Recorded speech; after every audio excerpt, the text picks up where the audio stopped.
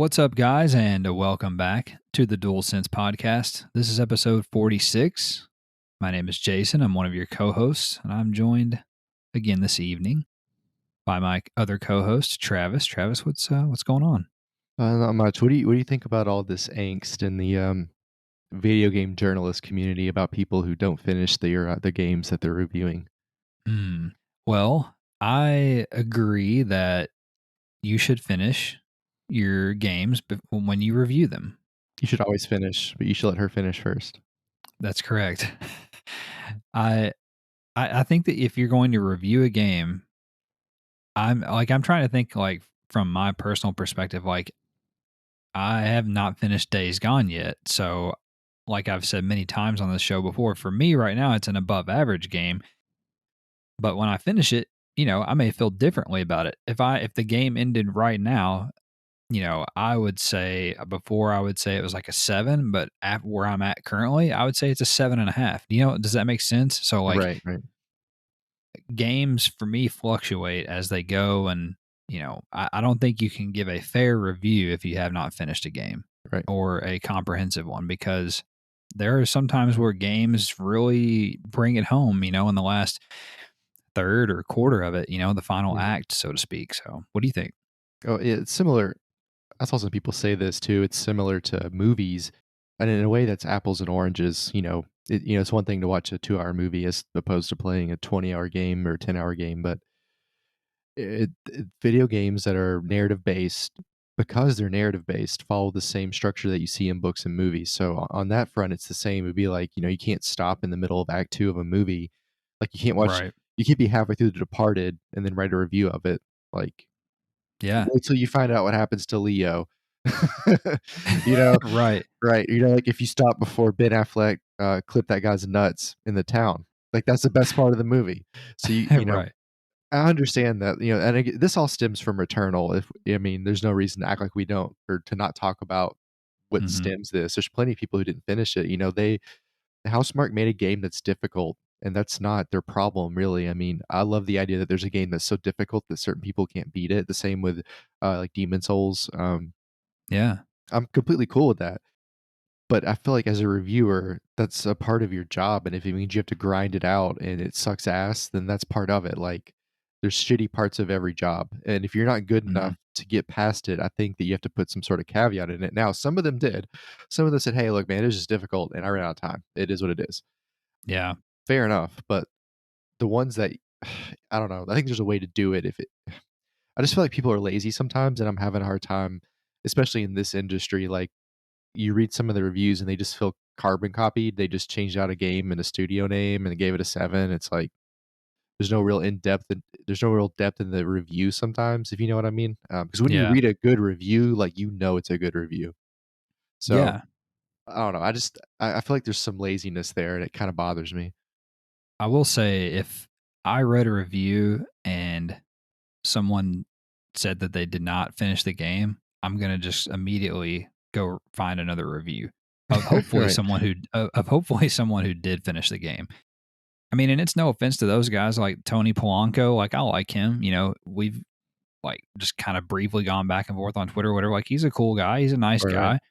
He plays a lot of games. He reviewed Returnal for PC Mag, but he openly admitted that he did not finish the game because he couldn't. And I understand not being able to finish it. It's a tough game, but he said his preview coverage was basically going to have to do and count for his review. Well, I just don't agree with that. I'm That's not a like you, review. like it's not a review. Like that's just impressions, I guess, or whatever. Like you said, that's a great comparison. Like you can't just read half of a book or three quarters of a book or a movie and review it and say, "Oh yeah, what yada yada, it was a 7." Like you have no idea. You didn't finish it. You just can't do that in these mediums. I don't believe. hmm Now, if it's a MMO or something like that, like a free to play game or an MMO or hmm like a persistent game, That's an interesting point. Yeah. that's there's something else to be said about that. But if it's a game that has a finite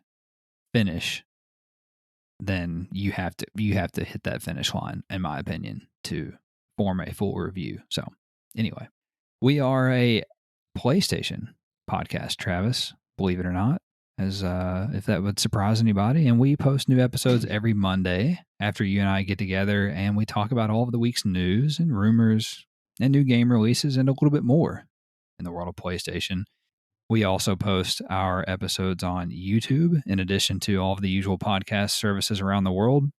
If you want to check us out on YouTube, you can find us at the DualSense Podcast, where in addition to our episodes, we also post game streams and clips as well. And if you want to talk with us or you want to tell us that we're stupid about our take on reviews, for instance, you can find us on Twitter at the DualSense Pod. We're pretty active on there. And leave us a review.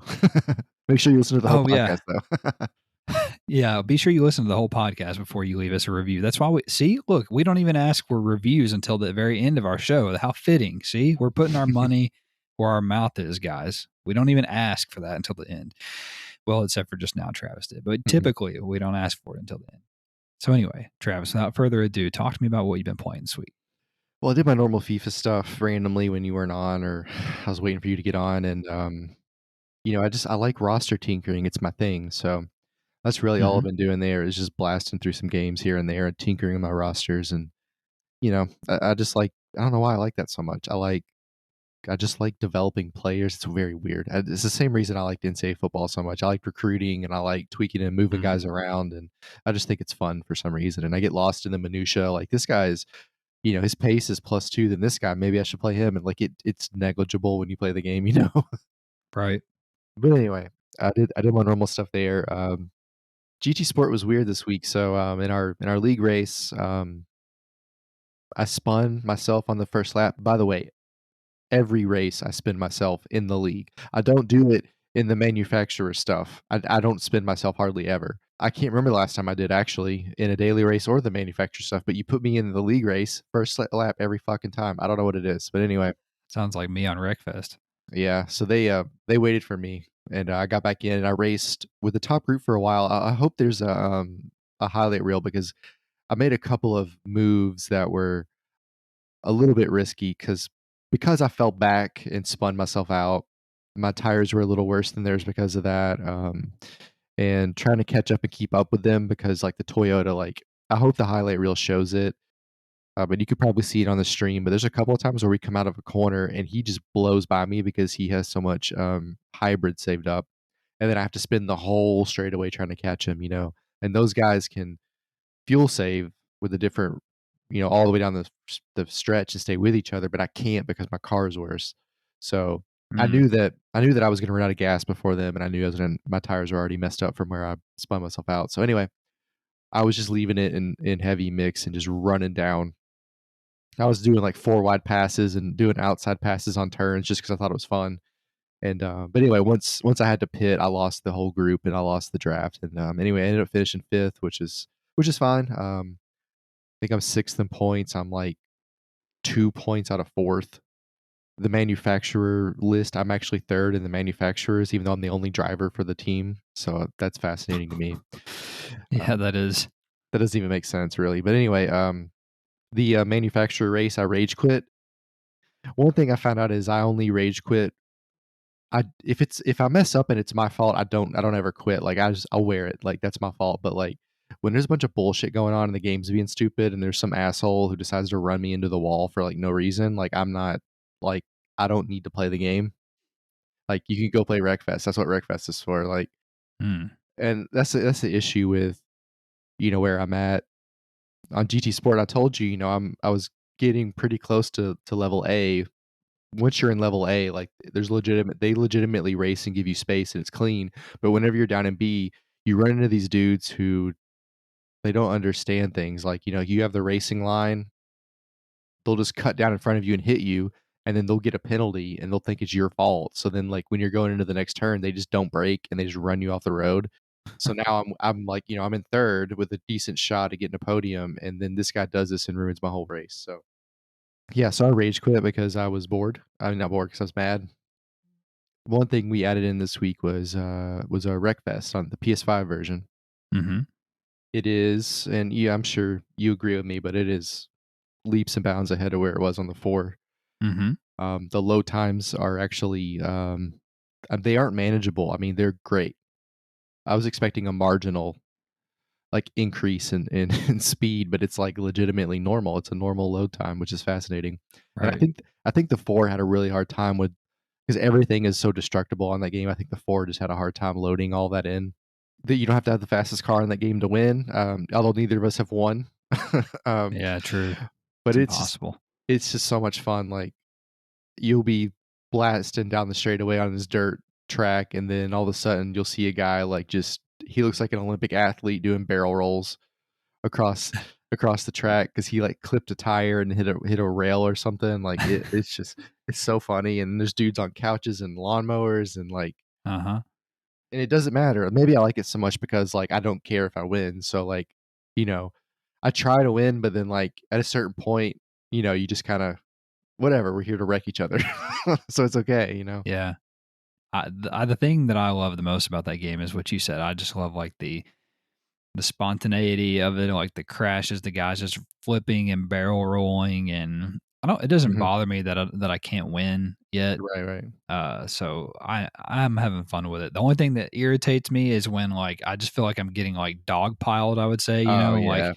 and I just get disqualified in the first lap of a race Mhm, because 4 people broadsided me, mhm. after I got pit maneuvered, like, that irritates me, but, I mean, that's Well, part of the game, the so what do you yeah, people dogpile you, like, it's a killer instinct almost. yeah, but that's part of the game, I get it. So, we also played Battlefield 5, I think, one night this Mhm, past week, and nothing really new to report there. I also continued on with Days Gone, and like I mentioned a minute ago, I think I would bump it up a little bit slightly to like a 7.5 right now. It's good. It's got the hooks in. I'm probably like 3/4 of the way there now, I think. I still have a lot of missions to go based on the mission list, but like I was telling you, some of them are just like nothing. It's just like show up at a mhm, place and check it off. I actually did not play any Returnal this week because you can't do that in an hour and a half. I mean, you can if you just want to die, but you're not you can't do that in an hour and a half. So you really just have to have more time than that. So I'll just maybe try to do that this weekend, or hopefully in the next few weeks they'll add a save state feature to where if I play for an hour and a half, even if I'm not dead but I'm on a good run, I can just save it and quit, and not have to use resume and hope there's not an update, or I don't have a thunderstorm, or there's not a system software update, or that I want to play another game.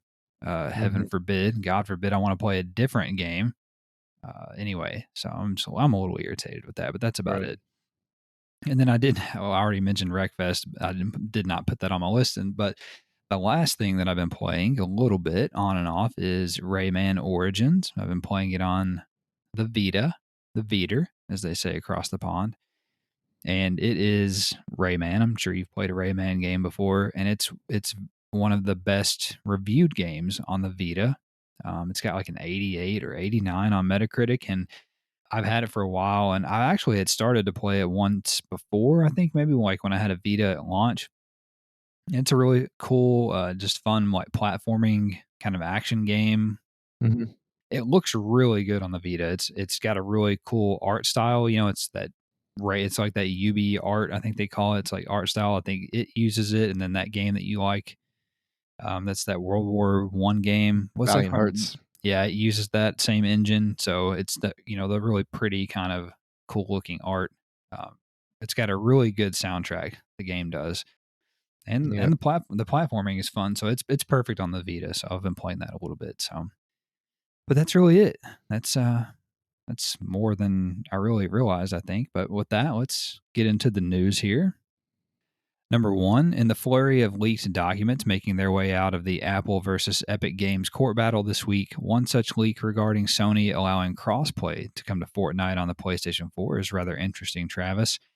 An email conversation from 2018 between Epic Games and Sony revealed that Epic offered to, quote, go out of its way to make Sony look like heroes, end quote, regarding crossplay. In exchange for allowing crossplay, Sony would also get a collection of marketing data, according to website PlayStation Universe, who also reported that Epic offered to brand its E3 content alongside PlayStation. The opportunity to gain exclusivity for a VR game at the launch of PSVR 2, as well as other offers regarding PlayStation Plus and Unreal Engine 4. We also learned that PlayStation is the only platform holder that charges for cross platform play, with Sony having a clause that ensures PlayStation receives a financial benefit for allowing games to have cross play on PlayStation consoles, proportionate to console playtime and overall game revenue. So, does any of that interest you? I think it's interesting that Epic went to Sony to say this, you know? Hmm. That's very interesting. They would go out of its way to make Sony look like heroes. So my question there is, what does Sony give them that would make them wanna go out of their way that much? That's very interesting. I don't know. Yeah. What are they seeing that I'm not necessarily understanding? Do they just think it's that There, much of an elevated platform? Is that their argument? I think there had to be money there to be made because there were just so many more PlayStation 4s than Xbox Ones, you know what I'm saying? Like 2 to Right. 1, and I think that they just wanted that player base somehow in some way, and they were Mhm. going to they stood to gain financially by, allowing people to, I guess, play all together, or to have, people on Xbox to talk their friends on PlayStation into playing with them, which would lead to opportunities for them to buy skins and guns Mhm. or whatever shit Fortnite does. You know what I'm saying? Right. But they have, because they bought, I mean, obviously they have Fortnite, and they Hmm. bought, they have the rights to League of Legends, correct? Didn't they buy Tencent, who had that the rights from somebody else down the road? Uh, I don't know about. W I don't remember that. I mean, well, that's I don't. I don't know. point being, if that's I think that might be true. See, so my exposure to Epic was in high school. I took a computer class, and we played Unreal Tournament instead of building web pages. We Yeah, played, like, yeah, LAN we played LAN Unreal Tournament, and it was a blast. Like, that was my favorite part of the day. Just we would play, LAN games for for 90 minutes. Anyway, yeah. so point being, they have this really cool history of making these multiplayer games that kinda have a cult. So, yeah, like you're saying, they would want to be on the platform, I guess, with more people, so it makes sense from that front. I think that's interesting. Hmm. I also like that, PlayStation is the only platform holder that charges for crossplay. Like, I kinda love that. If I had a company, if I was PlayStation or Microsoft, I think I would do that anyway. It Hmm. doesn't the only thing that they get, if you take the money off the table, for crossplay, the only benefit you have is it's like a user-friendly thing.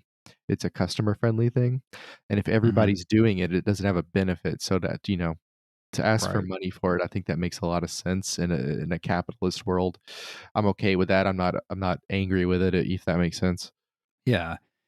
I think that Sony just wanted to. I think they probably say like, "Well, what's in it for us?" And then that's when that's when Epic started to throw out all this stuff like, well, because at the time Sony was getting a lot of bad PR about not allowing crossplay in Mhm. 2018, and Right, yeah. Fortnite. I think it was Fortnite, maybe Rocket League. Those were 1 and 2. I think it was Fortnite, but it might have been Rocket League. Those were the first games on PlayStation that allowed crossplay with other platforms. So, Mhm. but 3 years ago they were getting a lot of heat. So, I find it interesting that, and I would love to know more, kind of like you, or to be able to understand it better, as far as like, why was Epic so hell bent on getting Sony to allow this? Because I mean, look at everything that they offered, which this is the more interesting part to me. They offered basically selling data on their customers to Sony is what they did. Right. So they just took all their data and gave it to Sony. So now everybody's on a Sony list somewhere. And then they said, "Hey, everything that we're going to have for E3, let's just put it at your PlayStation showcase." That's what they told them, that everything Epic, let's put it at the PlayStation show. Mhm. Then they said, "Hey, you guys are working on another VR. We've got a game in development, which I think this is very interesting. Let's make it exclusive to PSVR Mhm. too." So I'm wondering Mhm. if that still exists. You know what I'm saying? If that exclusivity Right. agreement for whatever this game is still there, that interests me greatly. So, you say here there are other offers regarding PS Plus and Unreal Engine 4. I wonder, we've heard a lot about Unreal Engine 5. I wonder if it isn't mentioned here, but I wonder if they were like, "Hey, look, down the road when this thing becomes real, Is there an advantage to making Unreal Engine 5 a Sony exclusive engine? Yeah, I would love if that would happen, but I don't think that's realistic because Epic stands to make so much money by keeping Unreal Engine this kind of third party thing that any developer can pay royalty fees for and just use. Like if me and you wanted to make a game, we could use Unreal Engine 4 or 5 and then we just pay Epic 30% of everything we sell on whatever our video game is. So I think that they would stand to lose too much money. However, it is interesting, and we still don't really know yet. I think this all ties together somehow. How I think with the $500 million that Sony has invested in Epic lately, that we talked about a couple weeks ago. So that there's something there. We just like we talked about a couple weeks ago when we found out that Sony gave Epic another $250 million. We just don't know what all that means yet and what that looks like. But there's parts to the puzzle that or chess pieces that are not on the board just yet, if that makes sense. So Mhm. because all this is tied together somehow.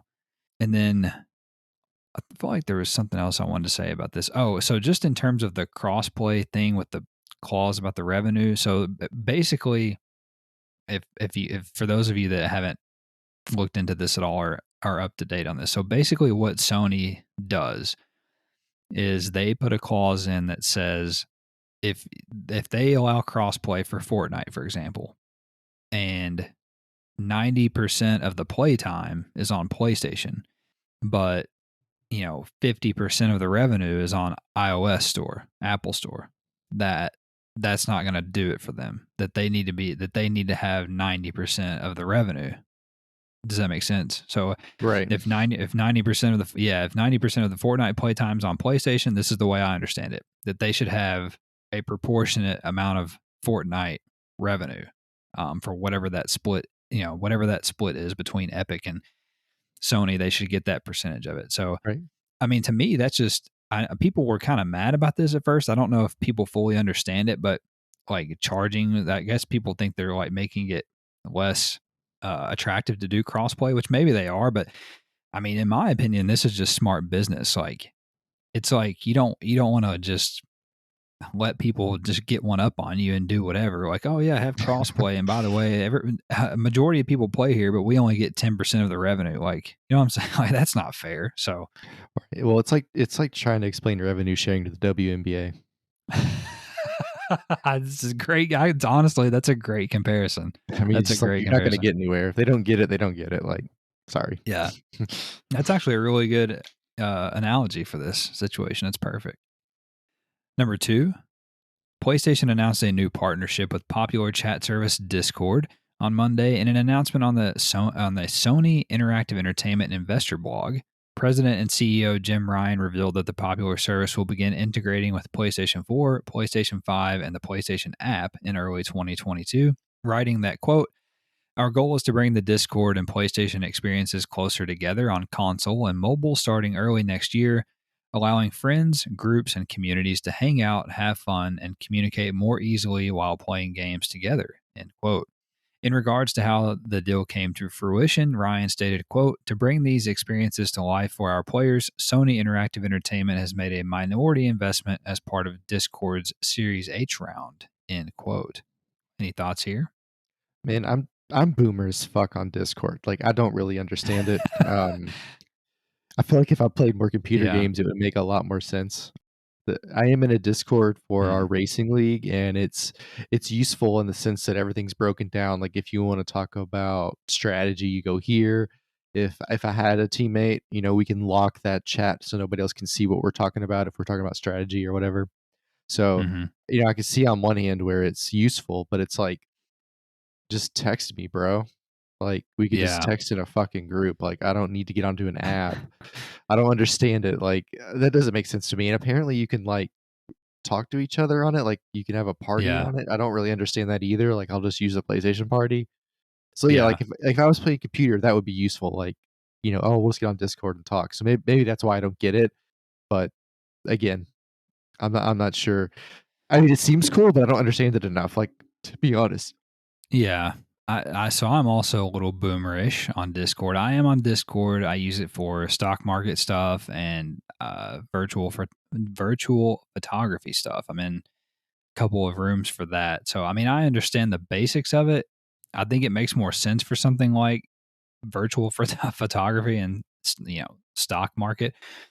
I guess that's just because that's my personal opinion, but I like you, like I don't understand really why you need to be in a chat on Discord when you can just get in a party on PlayStation. I think maybe what the argument there is that if you have friends on Xbox and you're going to play a cross-play game like Warzone, for instance, Oh, yeah. you can get in a party and you don't lose each other between game chats. Does that make That makes sense? Like sense. you Yeah, can that just makes be sense. you can be in the Discord party in your group or whatever and have that. So I get that. That part makes sense. So, but I mean, I'll say this: it's been a big deal. Like it was a big deal this week.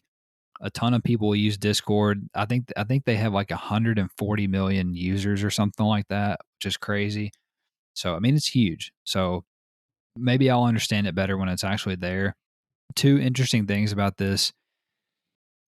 Microsoft, if you remember or if you heard, Travis, just tried to buy Discord for like $12 billion. Right. Like they just tried to buy the company outright. And then like, that obviously fell through. And then like 2 weeks later, Sony has got this partnership with them. Mhm. And so what they didn't announce a figure, I don't believe, in terms of what the investment was, but basically Jim Jim says that it's the Series H round. All that means is that Discord is basically raising money, taking angel investor cash to grow the company is all that means. And this is And their eighth time doing that basically, right? correct. Yeah, they just keep going. And then Sony said, "Oh yeah, here's, $500 million to that we're going to invest to grow your company and what we want in return is X, Y, and Z." So Right. that's all that means. I wonder if, I just wonder if Xbox read the room wrong. Like, they met with Discord, and for some reason, they felt like they wanted to sell out, like, a lot of the Mm, startups come in, they're hmm. like, this is kind of the band, they're called, MGMT, The Management or whatever. They've made songs you've heard of, but you don't know it's them. They Okay. they in college, they made, like, goofy ass songs out of their dorm, and they performed at, like, parties, and they would, like, just improvise over one song for hours, and then their goal was to make the most generic pop songs they could and sell out as fast as they could so they can get rich, and they've made, like, 3 or 4 albums in 12 years and have a fuckload of money, and, like, I don't even know if they do anything anymore. Like, That's hilarious.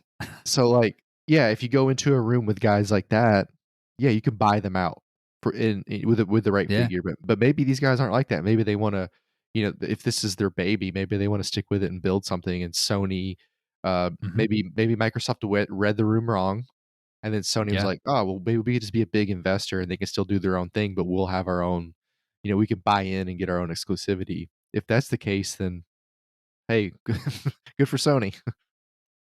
Number three, multiple outlets reported this week that Sony will begin manufacturing a slightly redesigned PlayStation 5 in 2022, Travis. The alleged redesign is not likely to change the appearance or form factor of the console, but will instead include a new semi customized 6nm chip for the system from Taiwanese chip maker TSMC that would replace the existing 7nm chip in the current system. The reason behind the change is simple: to combat the worldwide semiconductor shortage and to get more PlayStation 5s on store shelves. What do you think about this? Mhm. Well, I mean, if we're being honest, I don't know much about those types of chips. Right. I could tell you more about, like, Frito-Lay's, companies like that and their chips. Yeah. What kind of difference does this make? Obviously, they went with the 7 in the originals for a reason. So, does that make them less fast? Does that make them compress slower? Does it make the downloads or the uploads slower? I don't know. Obviously, there's gonna be some sort of impact on performance, but it must not be enough for them to be too worried Yeah. if that's better than not having them on the shelves. So, Yeah. I'm just interested to see what the difference is when we see the specs. And a redesign, an outside redesign. I saw a post on Twitter today saying, like, well, maybe they will, redo the outside because when we first saw the form factor of the PS5, there was a lot of negativity around it, and I was like, I just missed that boat, I guess. I didn't Yeah. know that people hated the design. I remember people making fun of the fridge that Xbox made. I do remember that, but Yeah. People did say that it was a Wi-Fi router, but those are probably Xbox people saying that. But that's pretty funny. yeah.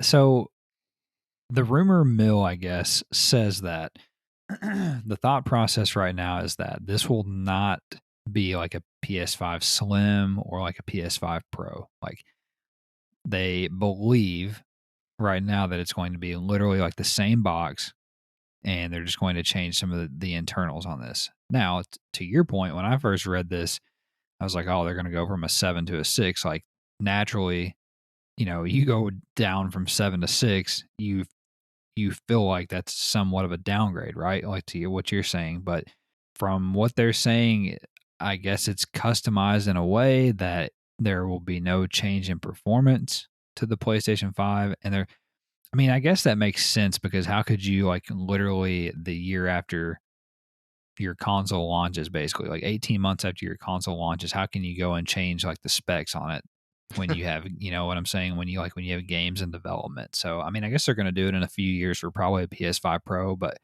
Right. I just feel like that's a little early. If you take it at face value, it makes total sense because they have already said this year that they don't expect PlayStation 5 stock to get any better because of the semiconductor shortages across the world, not to mention all of these shipping issues with trying to get shit here from across the world and all that stuff. So, I mean, I guess we have to take it for what it is. And of course, this is not official yet, but I do kind of share your anxiety a little bit, I guess, with what is perceived to be a downgrade in the chip, but apparently not. But I don't know enough about it either. So I guess we'll just have to wait and see. Number four, a potential class action lawsuit is currently being organized against Sony and PlayStation, which claims that the company has a monopoly on the sale of digital games through the PlayStation Store. According to Bloomberg, the announcement of the action states, quote, Sony's monopoly allows it to charge super competitive prices for digital PlayStation games, which are significantly higher than their physical counterparts sold in a competitive retail market and significantly higher than they would be in a competitive retail market for digital games, end quote. The lawsuit also contends that consumers could end up paying up to 175% more for a digital copy of a game than physical. What do you make of What are they talking about? I it? I've never bought a game that was digital and it was, $280 instead of 60 or 70, whatever 300% more would be. I don't what are they talking about? Yeah. They literally have to be talking. I have the same question. They literally have to be talking about like if Walmart puts a game on sale for a week for $30 instead of 60 or 70, but it stays on sale for $70 on the PlayStation Store, right? Like that's what they have to be talking about. But then like the argument, like this doesn't seem like this is going to go anywhere. Like the argument would be like, yeah, we ran it for a sale for 7 days and then it went back to full price. Like, what are they supposed to do about that? You're saying that, I mean, if you want to say that PlayStation Store should price match physical competitors, like if Walmart was selling the disc in store for $30, I should be able to call PlayStation and say, hey, Walmart has this game for $30. I want you to price match it. Hmm. I mean, I guess, but like, how do you execute that? Like, I don't know how you make that work. That seems like a nightmare logistically to do that. Well, you would if that lawsuit let's say that lawsuit won, that lawsuit win, dog. If that lawsuit won, um, Yeah. you would have to apply that statute across everything. So, like, if Yeah. Target has Coke on sale for $8, then it has to be $8 everywhere in the world. Cocaine. You can't do that, like, it doesn't even it's just a waste of time for a lawsuit, it's retarded. Yeah.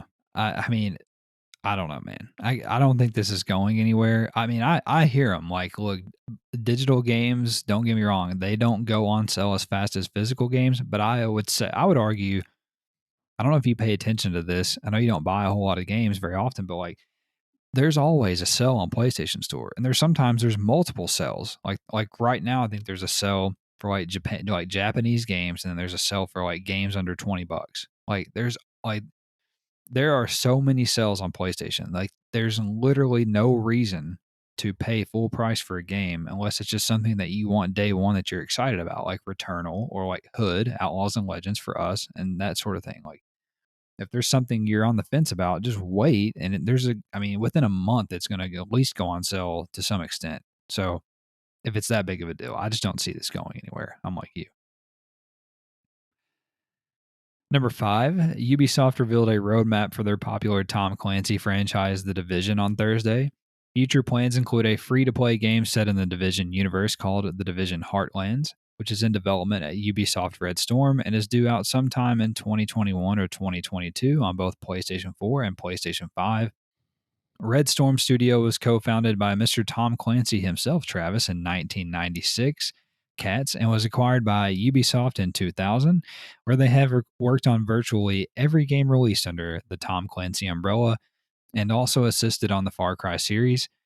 Ubisoft's other plans for the Division include additional content for the Division 2, a mobile game, an original novel, and the previously announced Netflix film starring Jake Gyllenhaal and Jessica Chastain. What do you think? I am pretty interested in this free to play game. So we both love the Division. It's fun to just run around and kill all the bullet sponges, and the story isn't really that bad. It's kind of interesting, especially now that we've been in a pandemic. So it makes Yeah, it a true. little more understandable about how crazy things could get. But I'm interested to see the movie. I think is interesting. Like, how do they make? Are they going to make these things bullet sponges like they are in the games? Is there going to be a dark zone? Mm. How do we get introduced to the characters? I think those parts of it will be really interesting. Will the sets in the movie be as cool as they are, in the game? Like, we have Madison Square Garden, we have the White House, we have all of those, like, the Natural History Museum or whatever we were in. Like, so many parts of the game give you these really cool scenarios that you have to kind of, in a way, they're puzzles that you have to kind of solve your way through. So, yes, I'm excited about the free to play game, and I'm interested in what this Netflix movie looks like.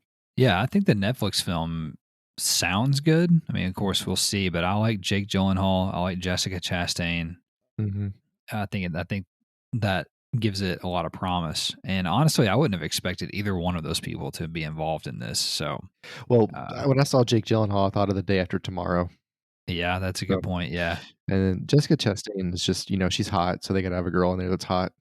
Oh, yeah. They're basing this movie off the events of the first game. So it Okay. sounds like there may be, or possibly could be multiple movies. But I also am oddly and fairly excited about the Division Heartlands, the free to play game.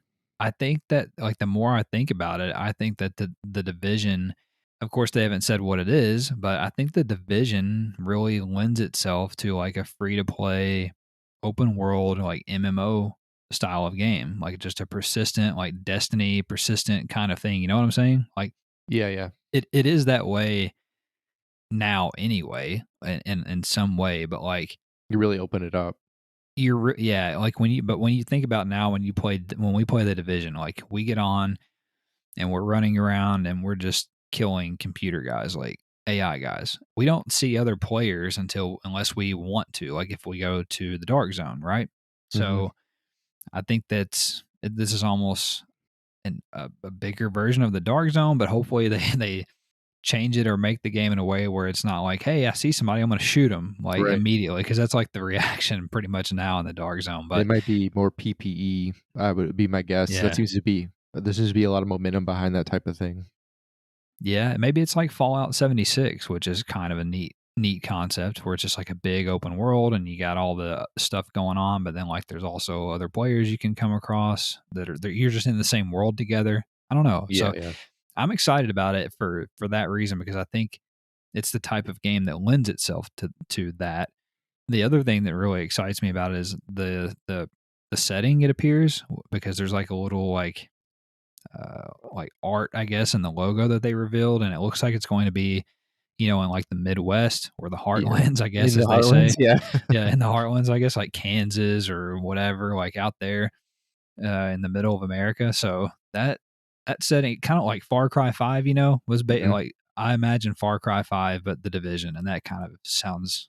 That kind of excites me. Yeah. If it was Fallout Heartlands, we would have that, George Strait song about the Heartlands would be in the commercial. We would. The other good thing is that Red Storm has literally made almost every Tom Clancy game that's ever come out, except for like Splinter Cell. They've never worked on Splinter Cell, but they've worked on like Ghost Recon, Future Soldier, the original Tom Clancy game on PlayStation, like Rainbow Six Vegas, like all those. They've helped, and then they've also helped on Far Cry 3 and 4. So they got some good lineage there. I also think it's super cool that Tom Clancy himself founded a video game studio in 1996 of all times. You know what I'm saying? Like it's not Yeah. like video games were like really mainstream in 96. Like Yeah. I don't know. That's pretty cool. Number 6, PlayStation announced the May additions to PlayStation Now on Monday. The new games are hardcore action RPG Neo, old school brawler Streets of Rage 4, and fighting game Jump Force. Streets of Rage will be available until November the 1st, Jump Force until August 2nd, while Neo seems to be a permanent addition to the service. Any thoughts here? You like any of these?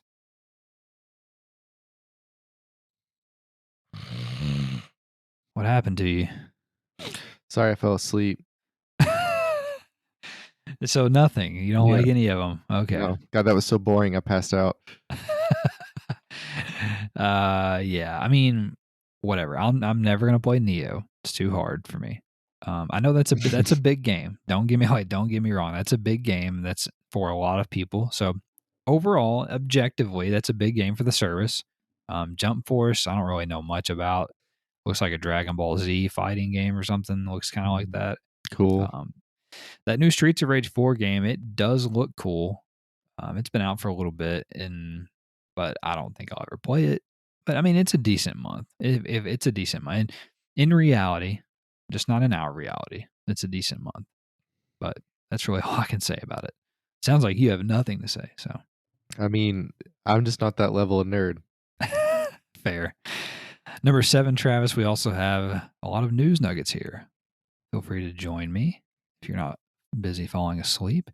First nugget here, leaked documents from the Apple vs. Epic Games trial include an internal Microsoft review of The Last of Us Part 2, and they seem to love it, writing that, quote, not every team has the talent or money to produce a game like it, end quote. I.e. us.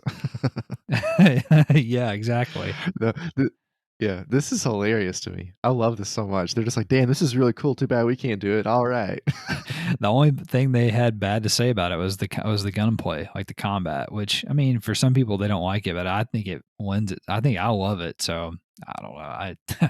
I love that they review all of the PlayStation games, which I'm assuming Sony does this too. That they Yeah, review all the Microsoft games, but I love, like you said, they just basically say like we don't have a fucking shot of making a game like right. this.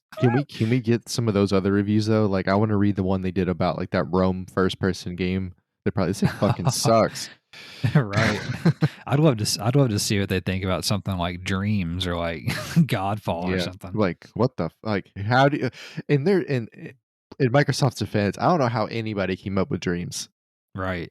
Yeah, they smoked a lot of dope. Cocaine. Also, Travis, we learned from the court document leak that the upcoming Stalker 2 will only be exclusive to Xbox for 3 months, which means it will come to PlayStation consoles sometime after that, most likely.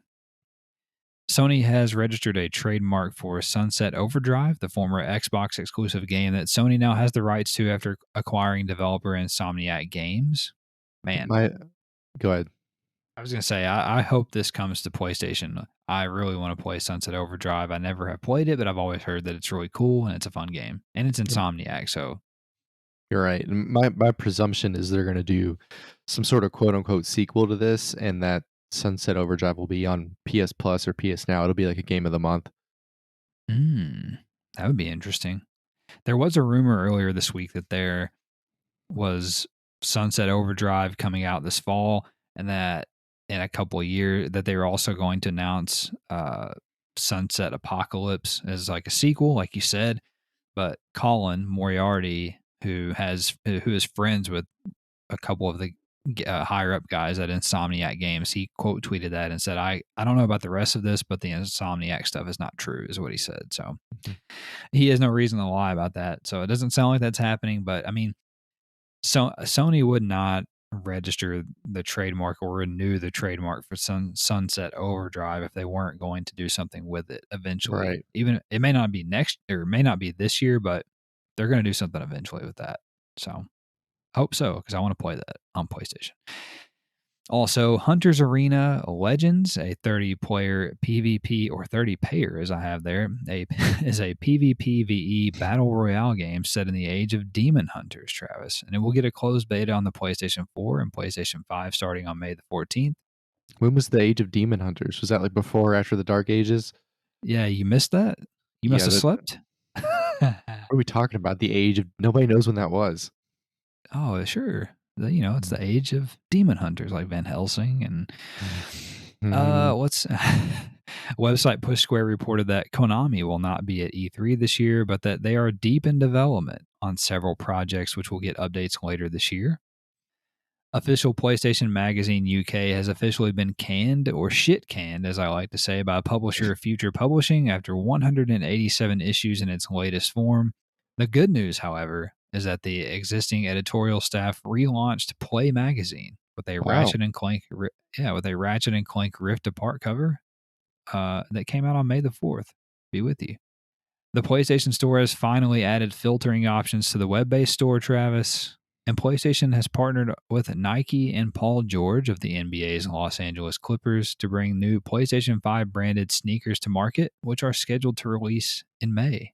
Did you Uh, see these shoes? You going to pick up some PGs? I will PG5s on the PS5? I will do nothing that involves Paul George. There's I the agree. shoes also probably like they would just quit working when like you really needed them. Like I need to run. It's like nah, no, Oh, it's no. hilarious. He's a bum. Watch Dogs Legion Update 4.0 has added 2 new playable characters, a DJ and a first responder, which I love this. Very related. I love this. It also added new abilities, Travis, new co-op missions, and 2 new gadgets. You can relive the night they found Avicii dead. Oh, I took a pill and I be easy. Train Sim World 2 will get a You took something in the visa. Train Sim World 2 will get a PlayStation 5 upgrade sometime this summer, featuring faster loading times, higher frame rate, and improved visuals. The upgrade will be free to PlayStation 4 owners of the game as well. You know what's funny to me about this is there are dudes who love trains, like Oh, love yeah. trains, and there's some guy with a hard on about Train Simulator, and I Hell yeah. literally mean his dick's hard, like Hell yeah. really into it. Hell yeah. Oh, we're not done with train simulators, buddy. Or wait, yes we are. That's a different simulator. Sorry. We'll get to that. But apparently like Train Sim World apparently is like huge because haven't you like told me about like people that stream? Doesn't Officer Fabiano stream Train Sim World too? He might have. I know he's done like tractor. There's some where you can drive a tractor trailer across the country. I've seen him do that. Christ, it's big, man. Told you these simulators. Also, Travis, Remnant from the Ashes will get a next gen upgrade on May the 13th, featuring a 4K 30 frames per second mode as well as a 1080p 60 frames per second performance mode. Metro Exodus will finally receive its PlayStation 5 upgrade on June 18th, featuring 4K at 60 frames per second with ray traced lighting throughout the entire game. Current owners of the PlayStation 4 version will get the upgrade for free. I am the proud owner of the PS4 version. I bought it on a deep sale for like $10. So I'm pretty in anticipation of this. So I'm very excited about this. I really enjoyed the first 2 games and I watched part of the PS5 upgrade trailer today and it looks pretty sick. Yeah, So it's your train simulator. it is. It's my train simulator. I'm excited. Also, EA Sports has acquired Metalhead Software, the Canadian team behind the Super Mega Baseball series. 1992 platformer Flashback is getting a sequel with original designer Paul Quisset. Quisset? I don't know. This guy might be French. Leading development. Sniper Ghost Warrior Contracts 2 has been delayed only on PlayStation 5 after unforeseen issues arose. The PlayStation 4 version will still launch, however, on June the 4th. And to compensate for their ineptitude, the game's first DLC will be free for all players whenever the game finally launches. First-person shooter Shadow Warrior 3 has been confirmed to be in development. Sony appears to have bought 6 months of exclusivity for Final Fantasy VII Remake Intergrade, the upcoming next-gen version of Final Fantasy VII Remake. Mass Effect Legendary Edition will include 3 platinum trophies and 130 total trophies to unlock, Travis. Good Wow. God. Mother of That's awesome. God. That's too much. Whew. Here we go. Bus Simulator 21 will launch on PlayStation 4 on September the 7th. Yeah, you mean how can I recreate speed? Yes. I want, if you can make your driver, I'm going to name him Keanu. Or I think his name's Jack in the movie, but Yeah, well, Keanu's yeah, cooler. one of us could be Sandra Bullock, like, "Oh my god, I don't know what to do. What do Jack. I do? Jack, why are you under the bus? Is there a bomb? I'm gonna ramp this off of I'm just gonna ramp it straight off of this thing. There's not even a ramp. I'm gonna drive it straight off the end of this bypass." You need to be Jeff Daniels so you can get blown up in your house. Thanks. Spoiler alert. The movie came out like 1993, guys. Watch. I mean, Jesus Christ. Okay. Read Also, a fucking book. also, Pushware reported that publishers Square Enix, Sega, Bandai Namco. Why do you say Square Enix? Is it not Square Enix, like Penix? It's Square Enix. Enix. Square Enix. Are you sure? Square Enix. Yeah. Whatever. Is it Gearbooks? It's how I say it. It's Square Enix. Mm-hmm. All right. We'll have to look it up. Let's see. Sega, Bandai Namco, Xseed Games, Gearbox, and Freedom Games, who I've never heard of, have all joined the E3 2021 roster. Website PlayStation Lifestyle reported that 6 Google Stadia developers have left the company to join Haven Studios, the recently announced team that is working on a new IP exclusively for PlayStation. Man, I'm legitimately sad that Google Stadia didn't work. Yeah, it kind of hurt. It hurts. I wanted it to be good. It's a really cool idea, and it's still one of the very best controllers that I've ever used. I am both ashamed and excited to admit that I am going to very soon own a very obscure piece of video game history because I have the Google Stadia Founders Controller, and it sounds like there is 500 sold in the entire world. So I'm very excited about having that. You should get like a glass box with like an alarm on it. I mean, I think they sold like 1 million or whatever of them, but like still, like, you know, people have sold those or tossed those. Like I have mine all boxed up. It's down here in the basement. And one day, like 20 years from now, people are going to be like, "Oh, Google Stadia. Google used to have a video game." And it's going to be like, "Yeah, it was the Stadia." And so I'm excited. I hope somehow Google makes me a millionaire in like 2 decades somehow. Probably not. Yeah. Well, in 2 decades though, I feel like we'll be like, man, they were just ahead of their time. Like it was just too soon. Yeah. People didn't understand. Yeah. They're like, we're on the cusp of that is the thing. Like we're on the cusp, but like I just think that they were so close yet so far away. Like I don't know that you can do it in the business model that they did it, and then most people's internet just isn't quite there yet. Right, Like it's just a little off. Yeah, and the biggest hurdle honestly is the data caps. Like if you stream Google Stadia even a couple hours a night, like me and you play right now, like you're gonna blow your data cap out of the water. Yeah, I mean, exactly. and I think that's just an American thing. Like I don't think like other countries have data caps. So I mean, well, they don't have guns either, so fuck them. I'd take a data cap any day to have my fucking guns, boy. So I just feel like, but you know what though? Like America's the biggest gaming market in the world. So there's that. Anyway, RIP Stadia. But hello, welcome to Haven and make us a banger ass PlayStation game. Also, Travis, Activision Blizzard is in the process of recruiting 2,000 more developers to triple the size of certain franchise teams. So Call of Duty. Yeah, they're going to triple the size of Diablo. Like, okay, kiss my ass. Highly anticipated hardcore RPG Elden Ring may have been delayed, Travis, as developer From Software's parent company, Kadokawa, announced they are expecting lower revenue for the current fiscal year, which certainly does not line up with a major AAA release. Maybe they should just release a piece of shit like CD Projekt Red and they'll have a bunch of fucking money. Yeah, that's the new model. Epic Games has acquired ArtStation, the most popular portfolio platform for artists and designers in video games, film, and other media. The PlayStation 5 version of DC Universe Online may not release this year, according to developer Dimensional Ink Games.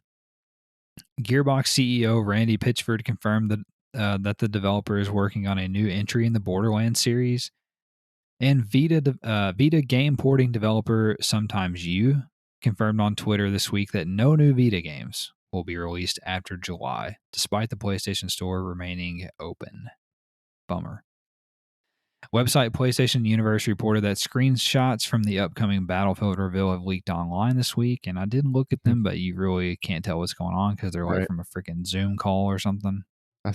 I'm surprised we didn't get anything else today. Like you said, what did we get yesterday? Yeah. Last night we got the audio from the trailer, but not the trailer. Yeah, the leaked audio, part of the leaked audio from the trailer. And then somebody leaked the song that was like in the trailer.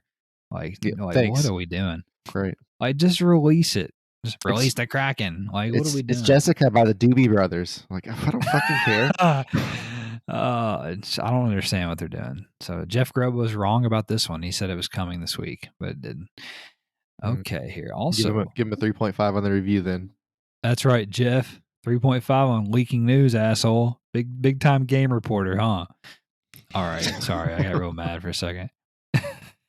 Also, a recently discovered PlayStation patent would allow players to call on experts for help in real time for some games. Yeah, that'd be good for Jeff on Returnal. Or John on tutorials. John, he's going to get so mad tonight. Press up on the stick to look up. I fucking know. I know how to look up on the game, guys. I've been gaming for 25 years. Oh, man. What a time. Also, The Last of Us remake that is currently in development at Naughty Dog will be more than just a simple remake, according to reports Travis, and instead it will take full advantage of the PlayStation 5. It's very interesting.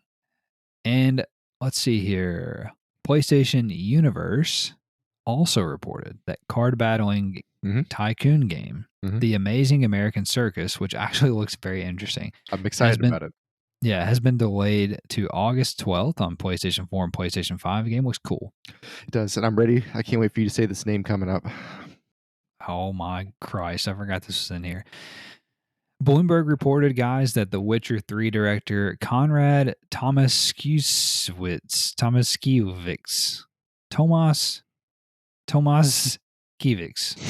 as Conrad KT has left CD Projekt Red after allegations of workplace bullying.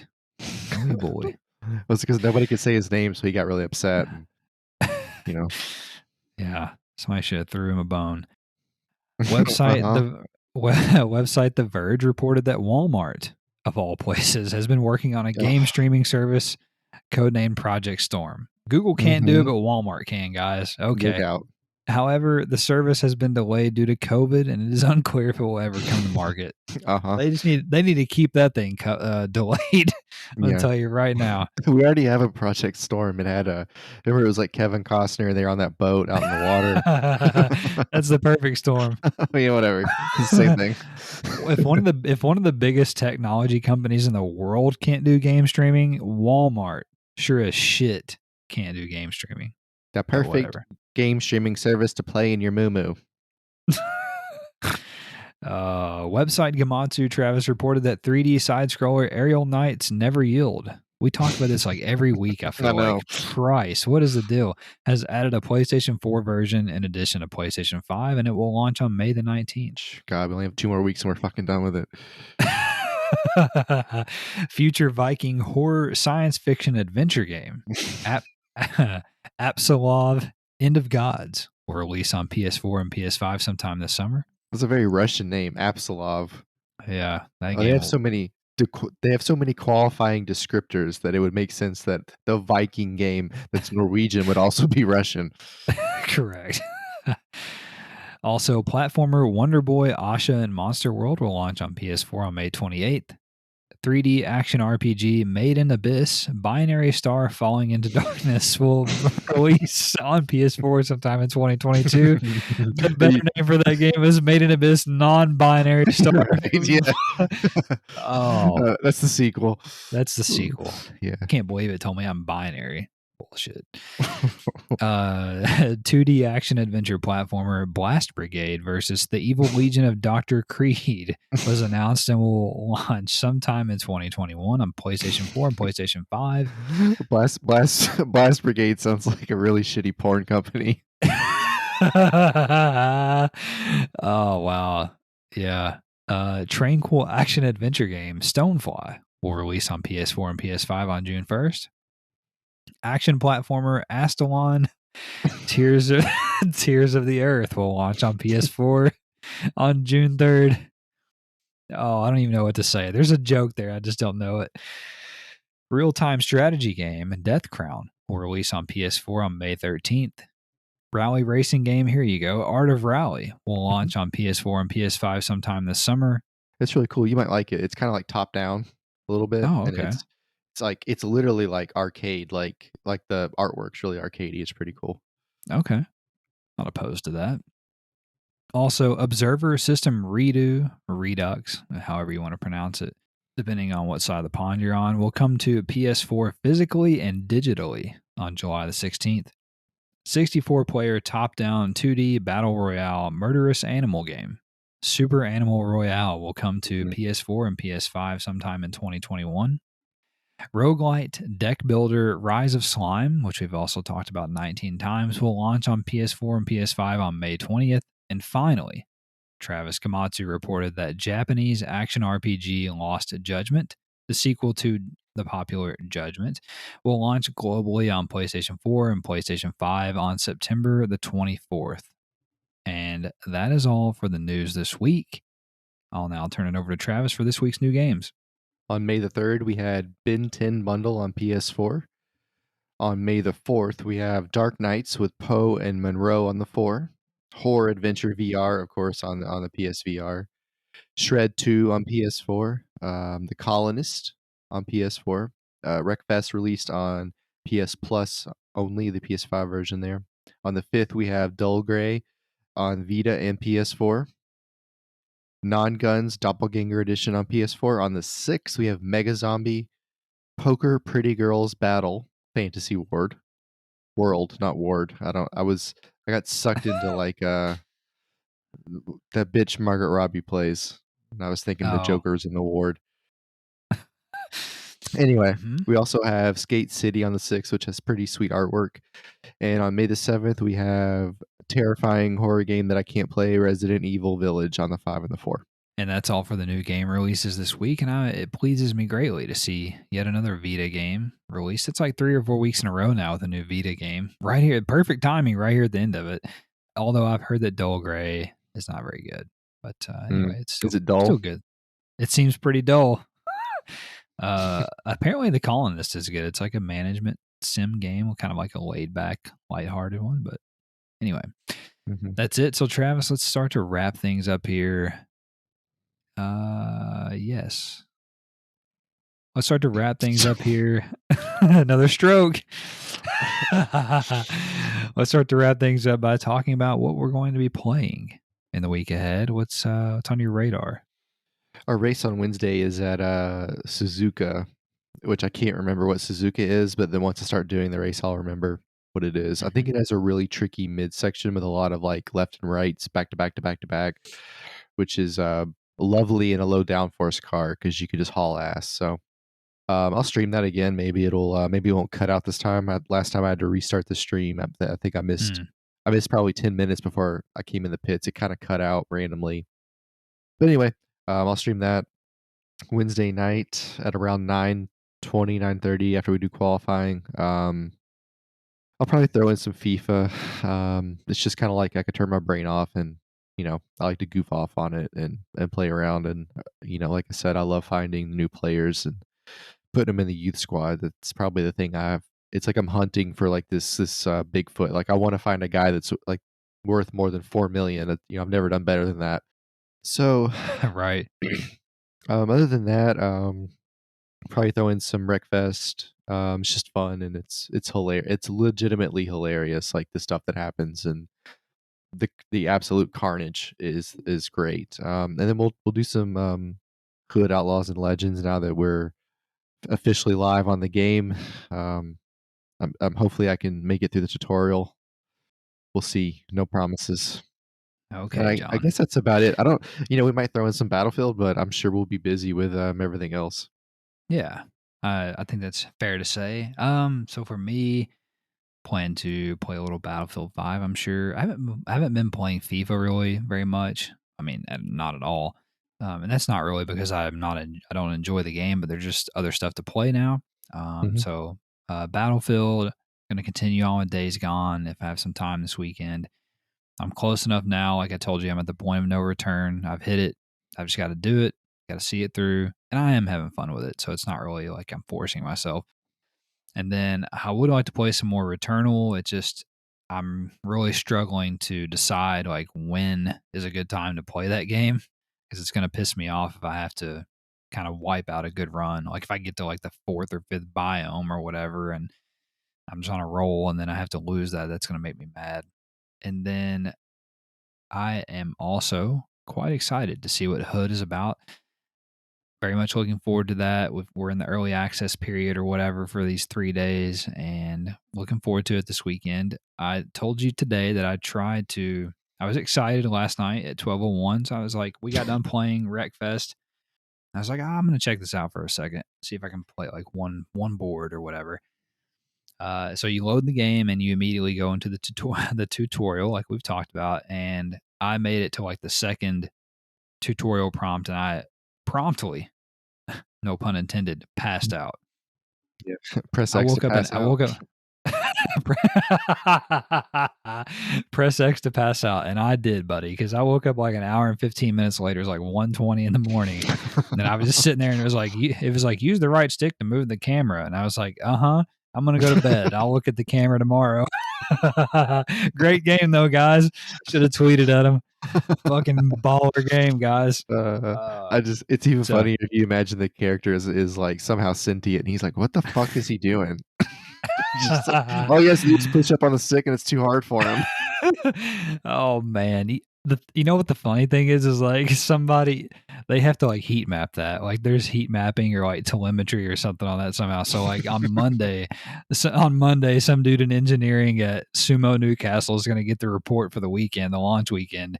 It's like, wow, our tutorial time seems really inflated. Like, oh, okay, some Random asshole ass fell asleep spike. for an hour and some asshole fell asleep for an hour and 15 minutes playing the tutorial. Like, is the tutorial too hard? Do we need to adjust it? Like, no, I just was tired and fell Uh, asleep. But I wish you were streaming it because it could have went viral. That'd have been like, is he dead? Did he die? Because it would be like 12 hours of you just standing there not looking up. oh. Oh wow, dude. Anyway, yeah, I was out. I was done. So we'll do it properly this evening. Very much looking forward to it, and I've pretty high hopes for it. It's got all the bones that I think that we will enjoy, especially after enjoying Chivalry so much. Mhm. It's in that vein, so to speak. It's just not first person. So we'll see, and hopefully John will just go ahead and pre-order it so he can play with us this weekend. But we'll see. Anyway, let's get out of here. So if you guys enjoyed the show, don't forget to subscribe so that you never miss an episode. We'll be right there in your podcast feed every Monday morning, waiting for you patiently to bring you all of the week's PlayStation news in less than 90 minutes. Also, as we mentioned at the top of the show, it's now time for us to ask for your loyal service and leaving us a review or maybe rating us with some stars or however it works on your podcast app. And if you're on YouTube watching, perhaps leave us a thumbs up or a comment or share us. Speaking of sharing, if you have a friend who you think may enjoy a PlayStation podcast like this, then we would very much appreciate if you would send them our way. That's all we got. You guys take care, be safe, and we'll talk at you next week.